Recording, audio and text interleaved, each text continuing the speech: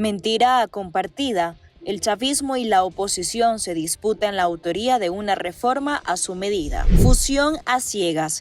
Petroleras estadounidenses se vuelven a PDVSA sin respaldo ni garantías. Coartada internacional. Cita urgente de cancilleres frente al plan de la dictadura nicaragüense. Bienvenidos a una nueva entrega de Noticias Impacto Venezuela, el espacio donde analizamos los hechos que marcan la actualidad nacional e internacional. Hoy jueves 20 de agosto les presentamos un recorrido por los temas más relevantes de la jornada.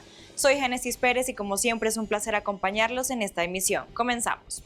La mesa de negociación entra en una nueva fase sobre garantías políticas y civiles prevista para septiembre, pero el chavismo ya salió a disputar el relato del primer acuerdo.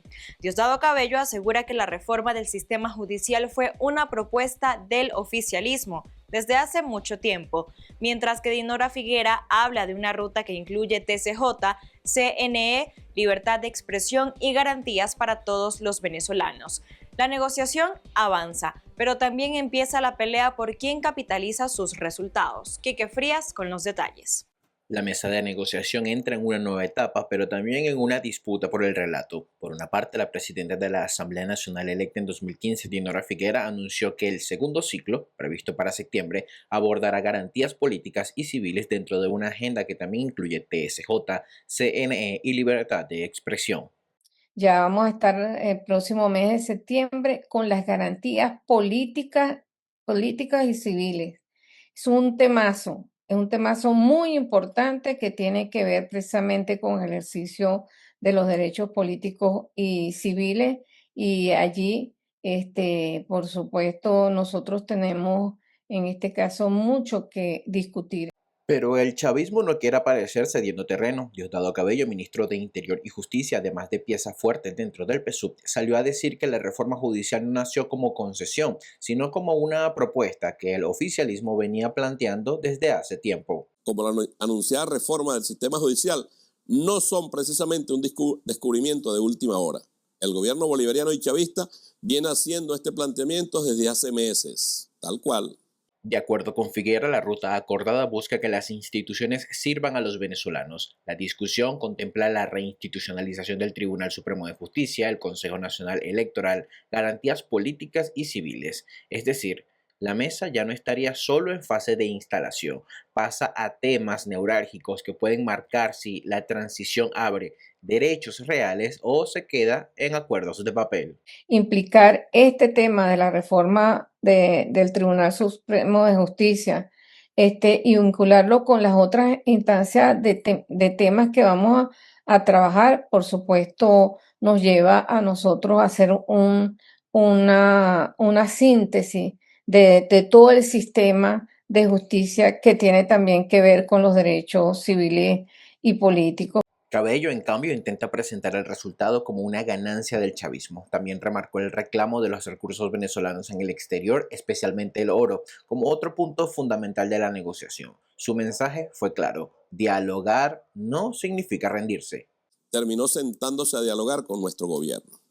Los avances alcanzados eran lo esperado. Recuperación del oro retenido en Inglaterra. Nosotros podemos hablar con quien sea, en los términos, pues, de respeto. La negociación avanza hacia septiembre con una doble tensión. Por una parte, discutir garantías para los venezolanos. Por el otro, enfrentar la pelea por quién se atribuye los acuerdos.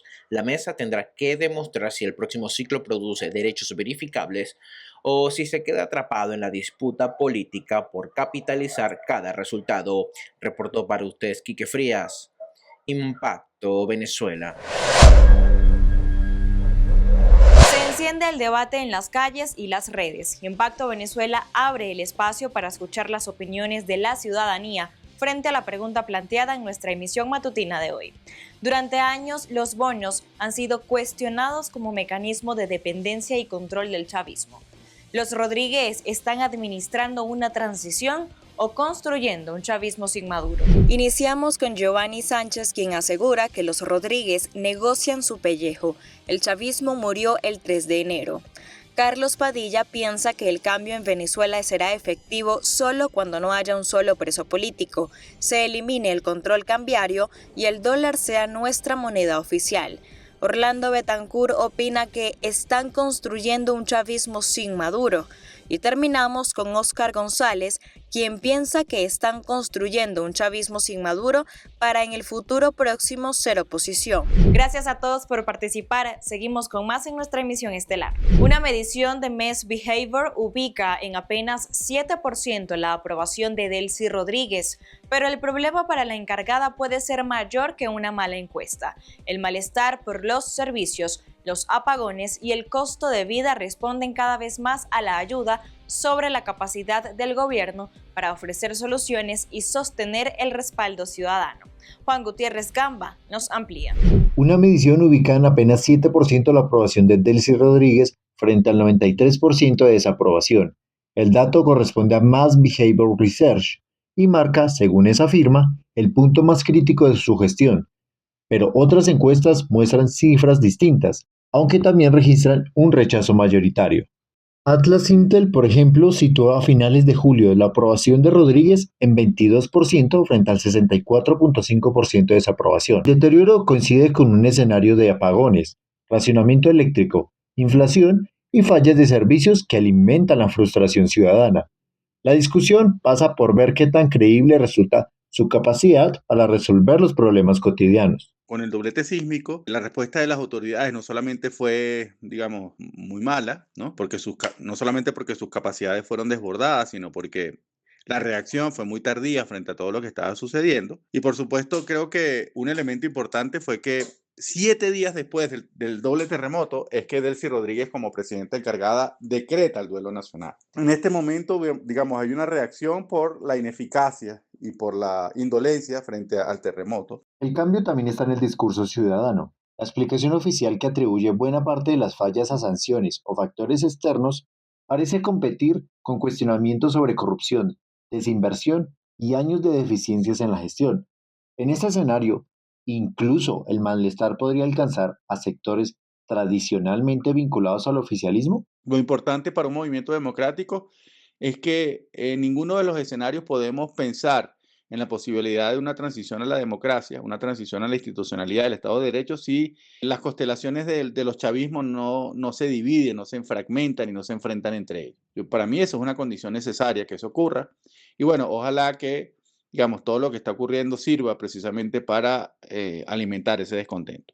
El dato más contundente todavía requiere contexto. El 7% de aprobación no puede presentarse como una cifra universal, porque otras mediciones arrojan resultados diferentes. Pero el denominador común es un gobierno que enfrenta una desaprobación significativa, llena de cuestionamientos, de presunta corrupción, manejo inadecuado de los recursos y una economía en crisis. Casi 2 meses después de los terremotos del 24 de junio, las máquinas ya remueven escombros y se anuncian créditos para reactivar la zona. Pero en La Guaira todavía hay familias esperando recuperar a sus muertos, damnificados viviendo en carpas y una reconstrucción que avanza sobre terrenos que aún exigen estudios. María José Prado con el reporte. En La Guaira ya comenzaron a mover escombros, aplanar terrenos y repartir créditos, pero casi 2 meses después de los terremotos del 24 de junio todavía hay familias viviendo en carpas, escuelas improvisadas y personas esperando recuperar los restos de sus familiares. La reconstrucción arrancó con una ciudad que todavía no termina de contar sus muertos. Bueno, mi nombre es María Eugenia Goncalves, estoy aquí en el edificio Guayamar. Después de tanto clamor, me prestaron atención. Y hasta ahora han acudido a mí y a toda la familia que todavía estamos aquí esperando por nuestros seres queridos. En 7. Y el problema no estaría solamente en lo que quedó después del terremoto. El ingeniero sísmico japonés Kit Miyamoto, que ha trabajado en más de 100 desastres alrededor del mundo, evaluó unas 6.000 edificaciones en las zonas afectadas. Su diagnóstico es contundente. Aproximadamente 1/3 presenta daños graves, otro tercio puede repararse y el restante no tiene daños importantes. Miyamoto descarta que Venezuela carezca de talento para reconstruir. Dice que trabajó con cientos de ingenieros venezolanos y que el país tiene capacidad técnica suficiente. El problema está en hacer cumplir las normas y supervisar las obras y contar con los equipos necesarios. A casi 60 días del doble terremoto del 24 de junio, estamos en el puerto de La Guaira acompañando el desembarco de 20 equipos de alta tecnología donados en préstamo por el Departamento de Estado de los Estados Unidos. Esta maquinaria se suma a los esfuerzos del gobierno nacional para remover los vestigios del terremoto de manera digna responsable y segura. Mientras eso se resuelve, la vida sigue cuesta arriba para quienes perdieron sus casas. En Catialamar, centenares de personas permanecen en campamentos levantados con donaciones, donde funcionan comedores, duchas, emprendimientos y hasta escuelas bajo carpas. El aguacero del fin de semana volvió a inundarlos y dañó colchones, materiales escolares y estructuras. Ayer, la encargada de la presidencia, Delcy Rodríguez, entregó créditos a emprendedores en La Guaira y en su discurso insiste en que el Estado se va a levantar. Un mensaje que el gobierno repite como propaganda, pero que contrasta con una realidad que todavía está lejos de esa promesa. Familias en carpas, edificios en ruinas y personas que siguen esperando recuperar a sus muertos. 16 años después de la muerte de Franklin Brito, su familia vuelve a tocar las puertas de la justicia. El caso que llegó al sistema interamericano podría avanzar hacia una determinación sobre la responsabilidad del Estado venezolano por las violaciones de derechos humanos sufridas por el productor agropecuario. Su historia cobra nuevo significado mientras Venezuela atraviesa un proceso de excarcelaciones de civiles y militares. Juliana Palmar ahonda en el tema. Hace 16 años murió Franklin Brito, después de protagonizar 7 huelgas de hambre, coserse la boca y amputarse un dedo en protesta por lo que consideraba atropellos del Estado. Hoy, su caso vuelve al centro de discusión sobre la justicia y reparación. La Comisión Interamericana remitió su caso a la Corte Interamericana, que deberá determinar si el Estado venezolano es responsable por las violaciones de derechos humanos denunciadas por su familia. Franklin terminó ciego. Franklin terminó mudo. Es difícil que algo pueda pagar el costo de todo eso. Jamás van a tener con qué pagar cada lágrima de mis hijos, la ausencia de su padre, que el país reconozca y recuerde siempre que Franklin no luchó por un derecho a propiedad, luchó por los derechos de todos los venezolanos. Y mientras el caso Brito busca una respuesta en la justicia internacional, Venezuela atraviesa una nueva etapa de excarcelaciones. Entre los liberados hay civiles y también 3 militares vinculados al llamado caso Brazalete Blanco, acusados de participar en un supuesto plan conspirativo. Las liberaciones representan un alivio para las familias, pero también reabren una discusión. ¿Basta con recuperar la libertad después de años de prisión o también debe haber verdad, justicia y reparación? Fueron excarcelados Marcos David Insignares García, Vladimir Rafael Escalona Gutiérrez y Riannis Valentina Mujica de Montesinos, vinculados a la denominada causa Brazalete Blanco y recluidos en Ramo Verde. El número de excarcelados sigue creciendo, pero la deuda permanece. El Foro Penal confirmó 78 presos políticos liberados desde el 14 de agosto, aunque las autoridades habían anunciado 131 excarcelaciones. Y mientras continúan las verificaciones, más de 400 personas permanecen privadas de libertad por motivos políticos, según los registros de organizaciones opositoras y de derechos humanos. Para Impacto Venezuela, Juliana Palmar. La Organización de Estados Americanos sostendrá una reunión urgente de cancilleres por pedido de Estados Unidos para debatir acciones frente al plan del gobierno de Nicaragua de excluir a la oposición de elecciones. La reunión extraordinaria de cancilleres, aún sin fecha, fue aprobada con 29 votos a favor, 1 en contra de Brasil y la abstención de México. Veamos.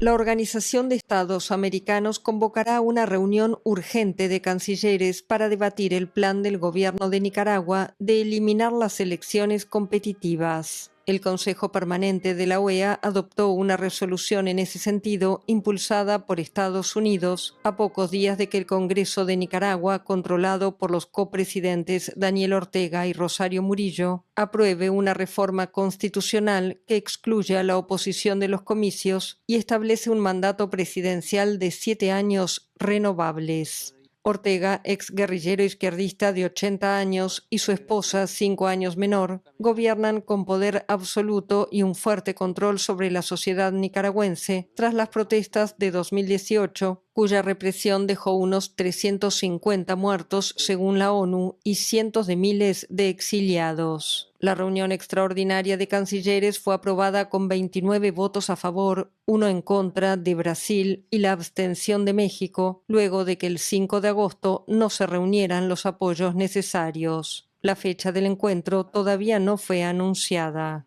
En los últimos años, la OEA ha tenido decenas de sesiones sobre Nicaragua que solo terminaron en comunicados de condena, pero una reunión de cancilleres podría promover degradación de nexos diplomáticos o presión económica. El gobierno de Ortega y Murillo retiró a Nicaragua del foro en noviembre de 2023, por lo que no podría haber una expulsión, como ocurrió con Cuba en 1962. De eso debe estar claro el gobierno norteamericano. Lo que sucede fuera de nuestras fronteras también es importante conocerlo. Por eso analizamos las noticias internacionales que hoy marcan la pauta y repercuten en el día a día del venezolano. Empezamos con nuestro portal de la casa Impacto Venezuela.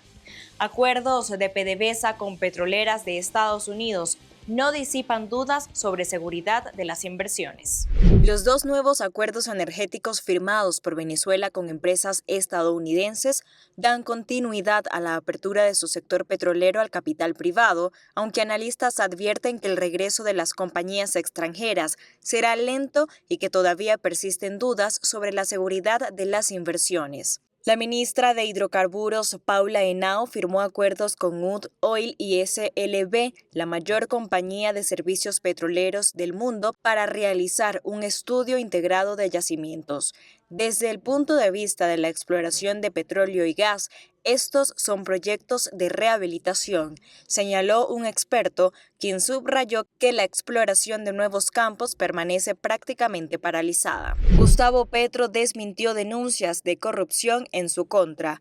El expresidente colombiano Gustavo Petro restó importancia al libro de la verdad que presentó su sucesor Abelardo de las Priella, en el que denunció casos de presunta corrupción en el gobierno del izquierdista. No hay libro forense entregado por Abelardo a la Fiscalía. Se trata de 23 hechos que son políticas públicas que hemos defendido y no son delito, escribió Petro en X. El exmandatario aseguró que cada ministro de su antiguo gabinete debe responder de inmediato a cada uno de los señalamientos de las Priella.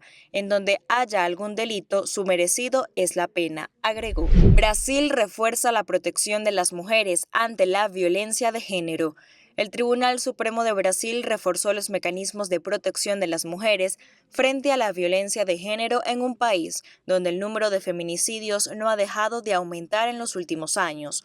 Los 10 magistrados de la Corte decidieron que las medidas de protección previstas por la ley deben aplicarse también fuera del ámbito conyugal y establecen una distancia de seguridad entre la víctima y el agresor denunciado.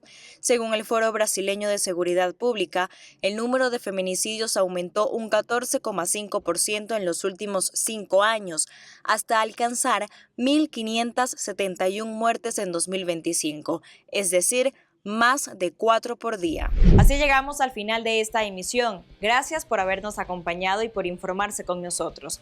Los invitamos a seguir conectados a través de nuestras plataformas digitales, donde encontrarán cobertura permanente. Que tengan una excelente jornada y nos encontramos en una próxima emisión. Dios los bendiga.